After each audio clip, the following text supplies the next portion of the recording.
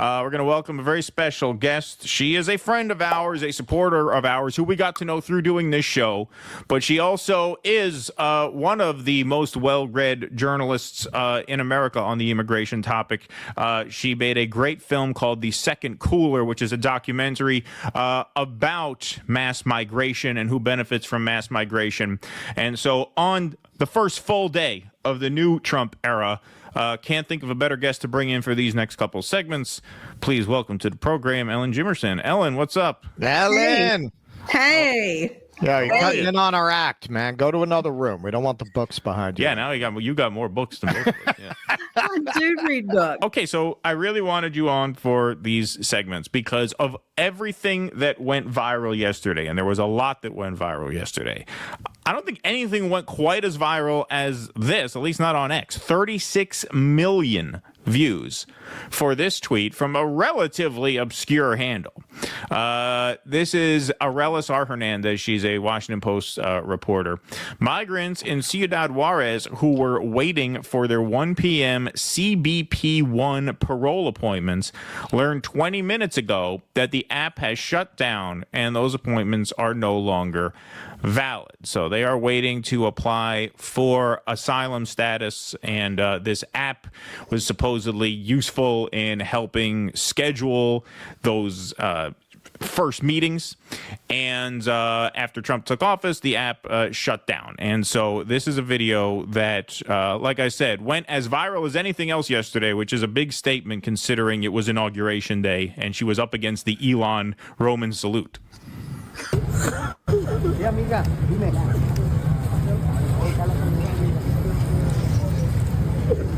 Ay, Dios, por...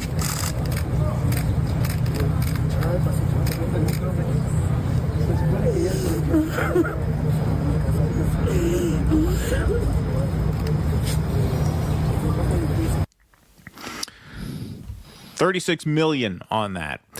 This was follow up on that thread. For clarification, every one of these folks submitted biometric, biographical, and other ID info to the U.S. government via app in order to enter the country legally through this Biden administration program that sought to cut illegals' entries. They had DHS-sanctioned appointments set for today. And she wrote this article as well. So that was her video from on the scene. Family waiting to cross border learns their CBP1 appointment is canceled. Now, the personal anecdote that she starts here is of a different family. Riddell Jimenez arrived at the border bridge leading into Texas before dawn Monday with his wife and their infant daughter, hoping to be allowed into the United States after fleeing Cuba. They had waited 6 months in Mexico City for their appointment with U.S. immigration officials through CBP1, the mobile app that the Biden administration launched and that President Donald Trump's team had vowed to eliminate. Moments after Trump was sworn in, Jimenez logged on to the app and saw a message that left him flummoxed. I'm surprised they didn't carve out an exception if you're a refugee from communism. I'm surprised they didn't keep that as an exception. You'd think that, maybe Trump would do that. You would think so, yeah. You would think they would, especially with Marco Rubio, Secretary of State. Yeah, I mean, that only applies if you're from a white communist country. We don't have any more of those. And there are none of those left. That's right. Yeah. That's right. Existing appointments are no longer valid, it said. Other migrants gathered around him logged on to the app and received the same message. One woman sat down and began to weep beneath a fleece blanket. Another leaned against the pole, buried her face in gloved hands, and cried. Jimenez made a video call to his mother, anxiously awaiting news from Cuba. After everything we've done and gone through to get here, Jimenez lamented, if only I had the appointment for 3 hours earlier. As Trump took office, promising to immediately halt all illegal entry to the country, an increasingly desperate scene played out immediately across the border from El Paso in the city of Juarez, Mexico. Dozens of people arrived in the early morning hours Monday, lugging babies wrapped in blankets and the few belongings they had hoped to bring with them into the United States. Those with the earliest appointments were allowed in. But by early afternoon, migrants like Jimenez were getting messages first saying their appointments were being pushed back and then that they were no longer valid. Many of those with a CBP-1 appointment had waited for months, hoping to go through official legal pathways to cross into the United States at a port of entry, obtain humanitarian parole, and apply for asylum. In his inauguration address, Trump said he would declare a national emergency at the border and institute a policy requiring asylum seekers to wait in Mexico while their claims are reviewed. He did not specifically address CBP-1, but by early Monday afternoon, a message appeared on the app's website stating that effective immediately, the program was no longer available and existing appointments canceled. The CBP-1 appointment cancellations were among the first and most visible ramifications of Trump's new border policies. The app was initially used in the final months of the first Trump administration by truckers to schedule cargo inspections at the U.S. ports of entry. The Biden administration then expanded its use in 2023 as part of its efforts to reduce illegal border crossings while allowing immigrants to seek asylum protections on humanitarian grounds. More than 930 people have used the app to schedule appointments. Yeah, that's what I said, didn't I? You said 930 people. Oh, all right. 930,000. That's quite a bit different. Pardon me. 930,000 people have used the app to schedule appointments since it was rolled out for use by migrants, according to federal officials. The cancellations will affect about 30,000 people, according to two CPB officials who spoke on the condition of anonymity because they were not authorized to discuss the change. So, in anticipation of articles like this being written about the cruel circumstances imposed on poor women like we just saw in the first video, Tom Homan, who is now overseeing the mass deportations, went recently on the Bunker Bros podcast to talk about how this wasn't going to work on him. I'm kidding. There's no Bunker Bros podcast. I made that up. I thought that was pretty good, though. I mean, it was so good. I thought it was real. Yeah, right. Exactly. All right. Well, here he is giving his side of things, and then we're going to toss to Ellin. We're going to be sued every day, numerous times. I think you'll see the left try to control the media. They're going to show the first crying female, first crying child, and say how inhumane we are. But they won't talk about 340,000 children that they've failed to take care of.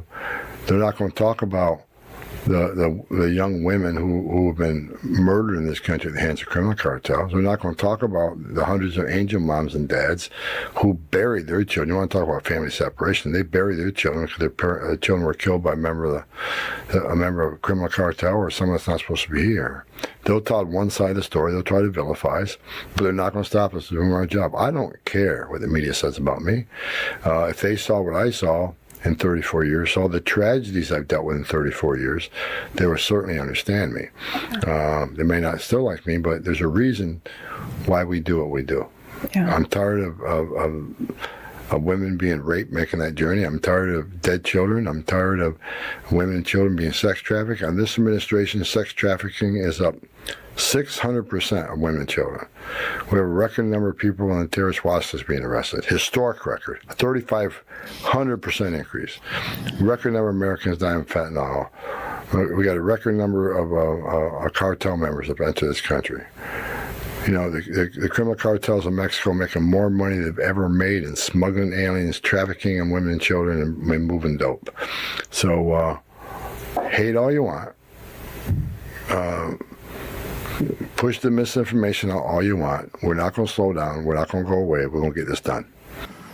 Okay, so to put things simply, I think I'm summarizing this in a concise but accurate manner.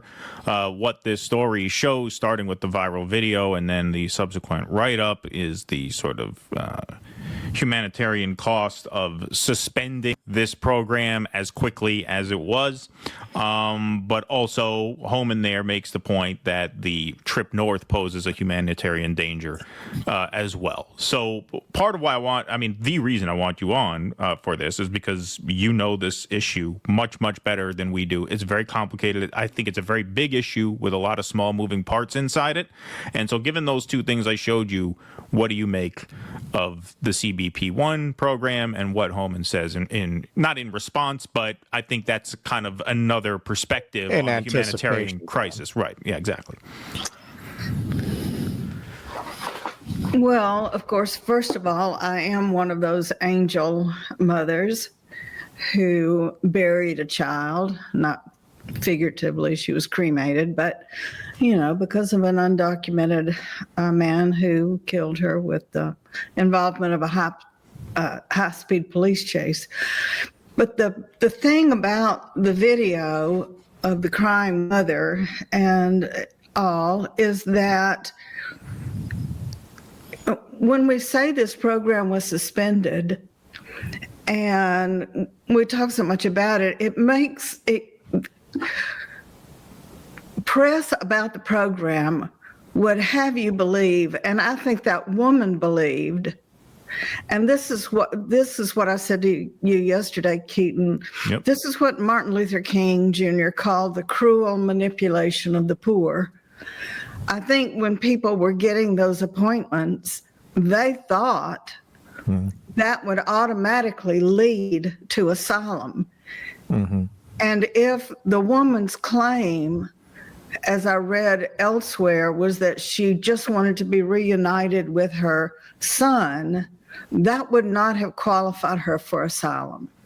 Like everything else with immigration, you've got to fit into a few very narrowly defined boxes. So to get asylum, you have to prove you've been persecuted. That doesn't mean that you've been targeted by gangs or that your children have been targeted by gangs. That means that you've been persecuted because of your religion, because of your membership in a group, because of your religion, because of your political point of view. There are like 5 things only, and being reunited with your family is not one of them. And so I think that, and of course they especially targeted people from Venezuela, Cuba, Nicaragua, and Haiti. Mm-hmm. And I would suspect, and one of the criticisms that was raised early on of the CBB1 program is that you've got people who are not sophisticated. They don't understand these things. In fact, I mean, we all know people who are very sophisticated, very suspicious of the government, all of those kinds of things, and can't wrap their heads around immigration. It's designed to be opaque. It's designed to be something that you can't readily understand or apprehend. Mm-hmm. And so to me, when I saw that woman, and she looked like she might be indigenous, she's from Venezuela. My guess is that she thought just having the appointment would mean that she would get what she wanted from the system, that she would get asylum and she could be reunited with her son. I doubt that was the case. And of course, I don't know what her situation was, and I wasn't able to really pick up on all of that from what I did read about her. But this is not unusual. I mean, if humanitarian reasons could give people asylum, there would not be thousands upon thousands of U.S. citizen women living in exile with their U.S. citizen children in order to be with their husbands and fathers, and sometimes mothers. The family situation, of course they're going to put out these programs that say, oh, we really hear you and we're really going to try to tackle it and we're going to take care of you, like Biden's proposed parole in place of a few months ago, which I told you then, I told other people that I was quite suspicious of, and it didn't last. It was repealed. The thing about the CBP1 and all these other programs is to even get into it, you've got to turn yourself in.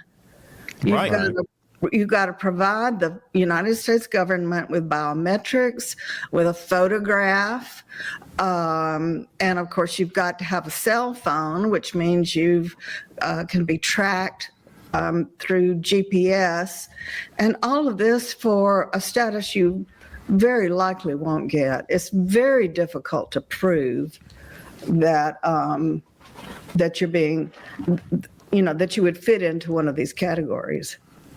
Okay, well, so that's a super important point. If I could just get this in real quick, because this goes to the rest of my exhibit here.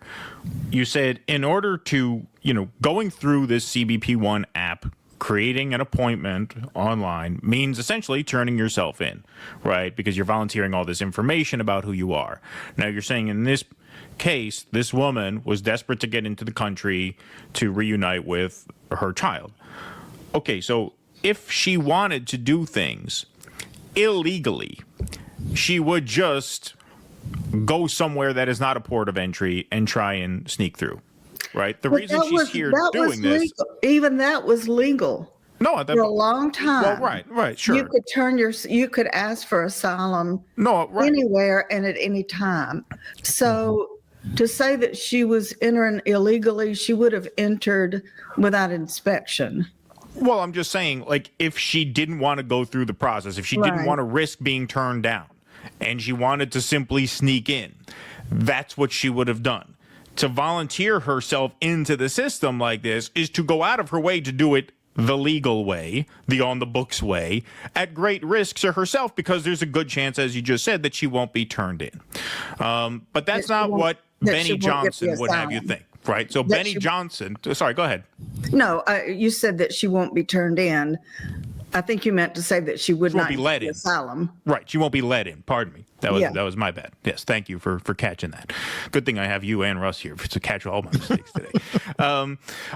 But if you look at a guy like this, Benny Johnson, huge account, huge MAGA influencer, says, he quote tweets this video. He says, "Breaking, criminal aliens are in tears after learning their attempts to enter the country have been blocked following Trump's shutdown of the CBP1 app." So that is just, of course, a blatant lie. Yeah. That this is a criminal alien. And we're going to talk about it's just total bullshit. 4.2 million views for this absolute bullshit. Yeah. And this will come into play again when we talk about the Lake and Riley Act, because they're going to play all kinds of word games with what constitutes a criminal alien, right? He's saying this is a criminal alien. This is someone who's going out of their way to turn themselves in and probably be sent back home. So that's the opposite of a criminal alien. And some of his followers, to their credit, called him out on this. You need to also have a heart and understand that some of these people are legit escaping Mexican cartels and Venezuela's communist dictatorship. See, so that's a MAGA account that's calling him out on this, and can't file the paperwork to get here, which is, again, this is wrong. They should do vetting and let some people in. I'm sure it's possible to get good people in. So that account doesn't even have the full story, but they have the basic humanity to understand that this is not a criminal alien. That's highly unfair to say. That poor woman was probably praying for this moment, where I agree we can't just let people unchecked come in. We also have to understand the plight many people are experiencing. Again, she's not doing it unchecked. She's going through the system that was set up. Now, if you want to make the argument that system shouldn't exist, okay, you can do that. That's more an anti-immigration argument than simply an anti-illegal immigration argument. And then you have the total morons who buy it hook, line, and sinker, like Molly Pitcher. Well, maybe they should have came over here through the legal points of entry. Bye. Moron. What do you think she's doing there? Like, why do you think she was going through the app? That is a point of entry. You're literally making an appointment to see an official to have your case heard.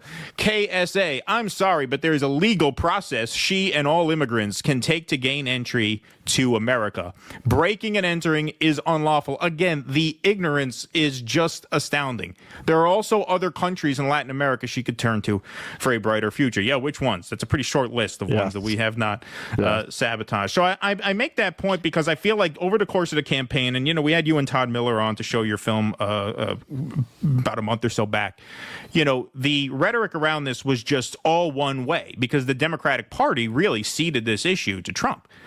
And it seems to me like this whole immigration issue is just designed to ratchet people over to the right. Because if you're the ruling elite class, what do? You rig the economic system so that 99% of people are having to run this gauntlet against each other, competing for scraps. Of those 99%, 37 of them do okay. They can buy a house, they can have a decent life, so they tend to vote the way they want them to.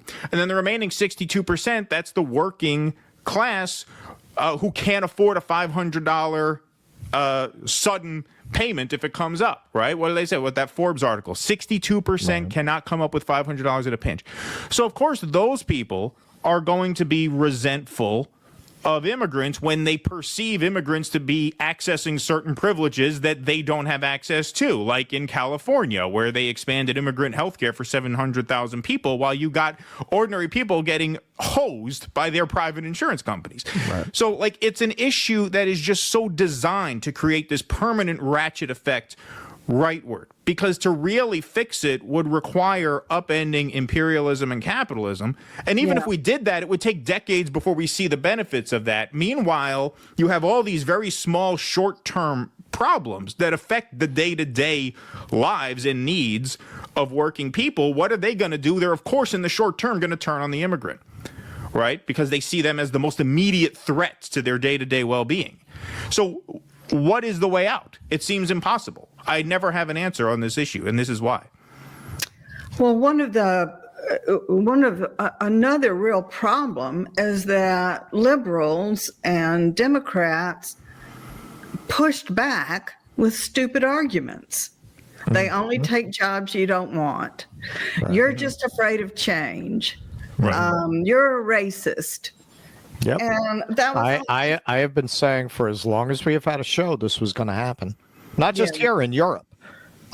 We did an episode way back. We were a very small channel on this subject where I said, if the left does not formulate an answer to people's legitimate concerns about immigration that don't involve accusing them of being ignorant racists, you are going to empower a right wing that is going to come up with solutions that you're really not going to like. And here we are. Yeah. Sorry. I'm sorry, was there a question? No. Go ahead. I was just saying, what's the way out? Like what? Oh, the what way is, out. Yeah, and you started talking about how the liberals have made stupid arguments, which of course I think is absolutely correct that they have. But go ahead. Did you have anything else? Yeah, I mean that was actually an aside. The way out is to understand the system and to tell the truth. And to address neoliberalism, capitalism, imperialism, however you want to look at it. East Palestine should not have happened. All of these things should not be happening. Well, but you did a whole movie partly, talking about the horrors of these people crossing the desert to come here and the horrible things that happen to them. Now, it's basically what Tom Homan was saying. I don't like to assume, unless there's good evidence, that somebody has bad motives. I don't think Homan I don't think he's lying. Yeah, man. I think he thinks the solution to some of the horrible things I don't think he hates these people. I think he does feel morally justified. Like, hey, man, it's better for them. That if you'd seen the things that I've seen, you'd want to stop these people from being motivated to come here too. And the best way to do that is to make it clear you're not getting in, so just don't even try. And then you're not going to have all these people getting trafficked through the border, right? Now, what do you say to that? That only increases that problem of people being trafficked. I mean, that's what the H-1B and the H-2 programs is human trafficking. And then you get into a situation where in order to come to access a job that they need or to reunite with family, they've got to come through the desert, come through the Rio Grande, go out into the Pacific, hire a guide, And I mean, the stories of women either being raped and boys too. I've talked to children in shelters, and they may not say they were sexually abused, but they would say that they were hurt by Border Patrol agents. And the ACLU did a report about the treatment of children in custody of Border Patrol in Obama's first administration, 30,000 pages of documents, horrendous threats, sexual abuse, threatening to put them back out on the Rio Grande and let them die, putting them in what they called refrigerators, all of these things. So everything they do, when they say they want it to stop because it's bad for the people coming, first of all, we've got to stop doing the things we're doing that forces people to leave in the first place, which is overthrowing democratically elected governments. Well, this would be one of my answers to a lot of these conservatives, like, why are we sanctioning Venezuela? Why? Oh, well, their government's bad. What business say that's true? What does that have to do with us? Do you think we're going to be invaded by Venezuela? Is it a threat to us if their government is something you don't like? Why is that our business? Well, when they Isn't say that the the Venezuelans' bad, business? well, like, if you think it's bad, what does that have to do with you? Why are we bothering these people? Why are we sanctioning them? Leave them alone. Yeah, and the last time I went to the border with a cinematographer, I went over into Nogales to a shelter I've been to before, and for women, and most of the women there were either Cuban or Venezuelan. They were not, and what they were telling us is that they're going to countries we sanction. Yeah, exactly. So we do that. We overthrow democratically elected governments like Allende and Zelaya in Honduras. And so all of those things. And then, they're carving out these corporate cities where they're displacing people from their land and so forth. So it can be gosh, I forget what they're called, but they're politically independent within Nicaragua, Haiti, and these various places. Oh, that's interesting. That's really a throwback to like the Dutch East India Company, where they would go and set up literally a corporate. That's what New Amsterdam was. Yeah, it was a corporate colony. It's like Wilmington, Delaware. And they call them something. I was thinking maybe I sent y'all something to read about that once, but I know everybody's sending you stuff all the time and you can't always look at it. But and these, of course, are just being touted as these wonderful investments in these countries. But we know they're not investments in the countries. They're investment in the corporations. Well, you have Donald Trump. We showed you this video when you and Todd Miller came on. Donald Trump talking about how the Venezuelans haven't been behaving well. They have to behave. Yeah. So if Homan, all right, let's assume, let's give Homan the benefit of the doubt that now, I don't know who Homan is. Who is he? He's overseeing the mass deportation. I don't know what his official title is, but that's this guy. Okay. He's the, deporter in chief. I don't know what his official title is within the government, but he's heading that up. Put him in charge of ICE, or I forget what it is. I'll look it up. You go. Yeah, but let's assume that he means people well, and that he thinks that deterrence is humanitarian, right? Okay, well, if borders are. Borders are okay. There you go. So basically, what I said, borders are basically doing like Doge of the border, the Doge border guy. So let's say his intentions are good and that he means well. You have Donald Trump there, insisting Venezuela behave. You don't seem to be opening up the door to diplomacy. Certainly, Marco Rubio as Secretary of State is not a good sign that we're going to start recognizing the autonomy of Venezuela and opening up their path to self-determination. I could be wrong. Obviously, it's day 2 of the administration. I hope I am, but I don't think so. So the point is, if you want a militarized border, which is what these MAGA people want, but you also want to dominate Venezuela, then what you are an imperialist who believes that our rightful place as Americans is with our boots on the neck of the Venezuelan people, because you're offering them no option. You're telling them, we are going to make your home hell, and we're going to line up a bunch of armed guards on our border so you can't come here. So what is that? That is just naked imperialism. There's no other word for it. It's not isolationist. It's certainly not anti-establishment, right?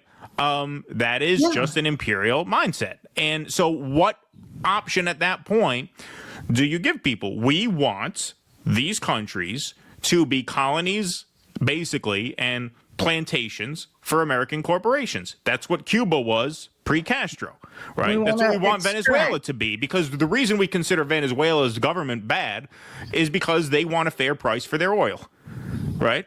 And so that's what it comes down to. And I think even if you were to implement a solution, quote unquote, it would take so much time before you actually see the fruits of that in the meantime, we're just going to have a right. I don't know. Look, if tomorrow we lifted all sanctions on Venezuela and Cuba, I don't know how long it would take to see. I'm not saying it would completely solve the problem. Right. I think it would make an enormous difference, because most people don't like to leave where they're from. No, when I go back to my old neighborhood, if I go into a bar in the old neighborhood, there are people I knew in first grade in that bar. Most people will stay where they're from. Yeah. I'm a European citizen. I could have moved to Europe and worked in Europe and lived in Europe. I don't even like America, but I live here. You know what I mean? Like, I don't even really like this country, and I'm not moving. What? Am I going to move? What? It's where I'm from. It's my home. So, you know what I mean? So I think you're right. I think it's just a question of, how soon would we see the impact of that? Hopefully sooner than later, obviously. I mean, that is the left argument. I've always thought it should be built around anti-imperialism, but to tell working people that, hey, no, I was in an industry that got destroyed by illegal immigration. I've had friends who were in construction that got destroyed by illegal immigration. You cannot, piss on people's legs and tell them it's raining and then not expect a politician to capitalize on the fact that you lied to them. It is true that a lot of people, particularly in more lower class, working class jobs, wind up having their wages and their job opportunities brought down by illegal immigration. You cannot just tell those people, well, no, that's not happening. You're a racist. I'm not a racist. It happened to me. Right. But it's being brought down by the capitalist system, right, that displaces people to begin with, and then the employer. Well, that's why I say that's the argument you have to make. These people are not coming here for no reason. Yeah, they would stay where they're from if we stop messing with them. And when we talk about workers and worker solidarity, as the union man said in the second cooler, they work so hard to reach an agreement of what it is they want, and then they go into negotiations, and it means nothing, because there's an endless supply of people who will do any job under any conditions for any pay. Yep. And when I was in New Orleans last winter, we showed a few clips of this. There was a Latino gentleman who he was the leader of an organization of people they had brought in from South and Central America to rebuild after Katrina. Yeah. And he was explaining, we didn't know they brought us in to displace the black workers, that they had to pay more. Yeah. We were just put in this situation, and we didn't realize that we were having that economic impact. We didn't understand everything at play there. They were just exploiting us. And they said, and then they wouldn't even pay us what they said they were going to pay us. Right. Yeah. Well, also, I think if you took the, imperial boot off the neck of these other countries, downstream of all that, you know what you could actually afford to have? A more liberal immigration system, because there'd be way fewer people trying to come. So you can let more people in, right? You wouldn't have tens of millions of people trying to knock down the door, right? You would have very few people trying to come in if you just allowed for these countries to become more livable, but we don't seem to want to do that. We seem to want to trap people where they are, which is what this is a form of. If you're saying we have to keep our boot on Venezuela's neck, but the people can't come here, well, then, you are perpetuating the problem at that point. You're not solving it. And not in any way that shows any concern whatsoever for the lives of these people. Right. And one of the points that Todd Miller has made so well with the book that I was promoting last time, Empire of Borders, is that, as he says, the United States' southern border is in Peru because we have exported one of our primary exports is Border Patrol. And we're hardening these borders with not just advisors, but with a physical presence, and we've got those borders in Haiti, they're everywhere, Africa, everywhere. And it's our physical presence that is the expansion of our empire, which is locking people in, as you say, Keaton, and it's making it very difficult for people to move legally, but capital and product are moving legally. It's unrestricted. Please clap.